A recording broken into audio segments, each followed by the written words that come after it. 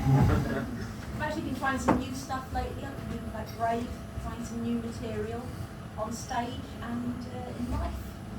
On stage I've been trying out being funny, thought I'd give that a go. And in life I've been working towards being a viable human being. And it's a bit of an uphill struggle. I wouldn't lie, it's been an uphill struggle. Most struggles are uphill, really, aren't they, when you think about it? You don't hear many struggles in other directions. Sisyphus chasing a boulder down a hill. Shit, hatchet! But yeah, I'm not much of a functioning human being. For a start, I have ADHD, and I discovered quite late in life that I had ADHD, which means I talk about it a lot. Too much, really. I think I'm getting a bit boring about it. I think I'm getting a bit evangelical. Don't know what I'm hoping to achieve. Don't know what the neurodivergent agenda is. I have to ask autistic people about that.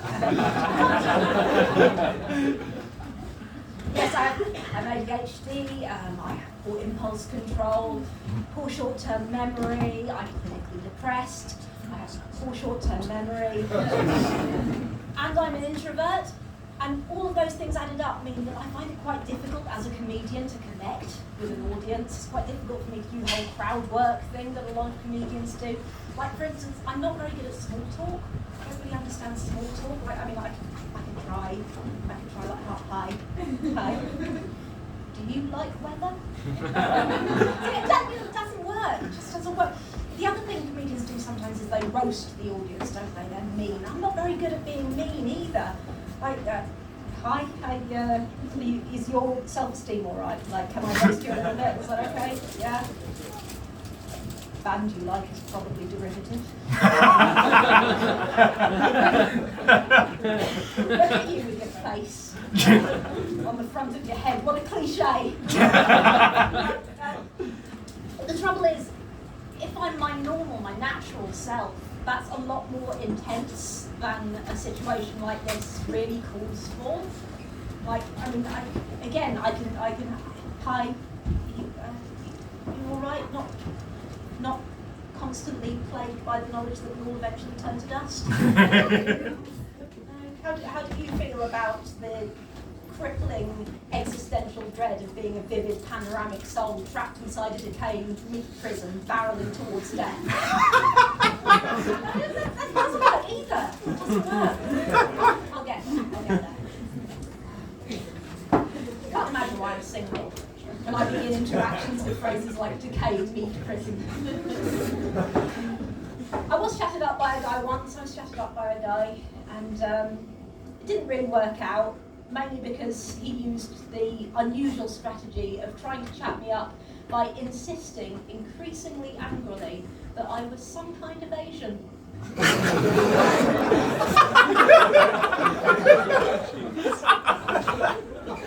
I'm not. I'm half Eastern European, which means that I'm very expressive and I take up space. And I'm half British, which means I'm really sorry about it.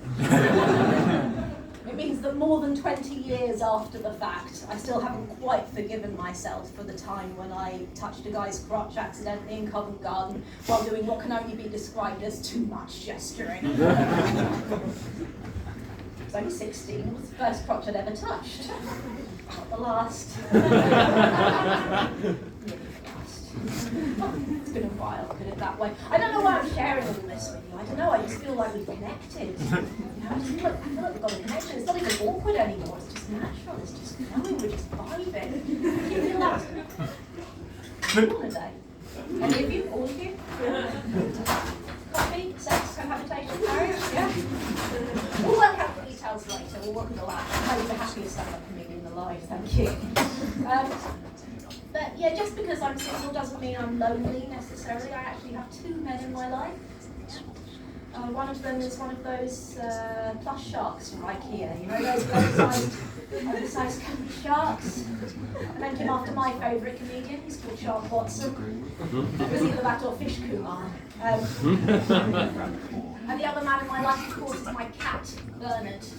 I thought that I was being quite funny and quite original, quite cute, giving him a just some guy name. But it turns out that there's a bit of a trend these days for giving cats names that sound like they're just a bloke you met down the pub. Like, sometimes you'll go around a friend's house and you'll see say, the most beautiful, purebred, clear blue-eyed ragdoll cat.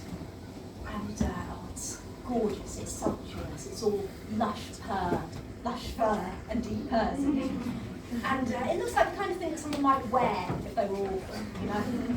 It's, you start producing open tins of salmon that you didn't even have on your person. Your body's just producing them like a biological imperative brought on by how beautiful this cat is. And it's got a little glint of evil in its eyes, but you know that you would die for it. You'd kill for it. And you say, my God, what a stunning cat. And your friend says, yeah, that's Ian. He's a shithead. Dogs, on the other hand, dogs are treated like gods in this country, and fair play from a spelling perspective, it's not a big deal. Also, fair play because dogs are really nice, dogs are lovely, they're sweet, they're loyal, they're simple creatures, but they're also very intelligent. Even as a cat person, I can see why dogs are so beloved in this country. But sometimes you'll go around a friend's house, and you'll see their dog. Or at least you've been reliably informed that it's a dog. If you didn't know better, you might think it was a very old, dirty, threadbare hand puppet that's been turned inside out. Or an octopus that's been dropped on a sticky rug. It looks like it's been long dead, it's been buried, it's been dug up again, it smells like that too, but unaccountably it's still moving. You can't tell which part of it is which. You think you see its tongue lolling about, and then it puts weight on it, that's its leg. It looks like if it threw up, and that's a small if it threw up, you might accidentally leave the vomit, scrape up the dog. That's what it looks like, but because you're British and you're polite, you say, oh, what a lovely dog. And your friend says, I know. This is Angel. He's a Shih Tzu pup. Don't give him cross. He's the most beautiful thing in my life. And at that point, you can kind of see where they're coming from, because you've seen their baby. You've been absolutely brilliant. I've been Chrissy Derbyshire. Thank you so much.